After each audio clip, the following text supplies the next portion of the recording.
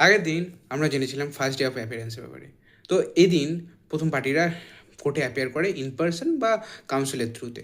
তো এবার আমাদের প্রশ্ন যে যদি প্লেনটিভ অ্যাপিয়ার না করে সেক্ষেত্রে কী হতে পারে?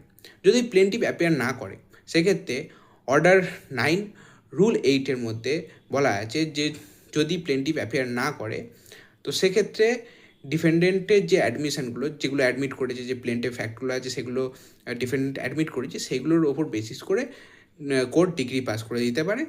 আর যদি সেটা না হয় সেক্ষেত্রে কোর্ট যে প্লেনটা আছে সেটাকে ডিসমিস করে দিতে পারে।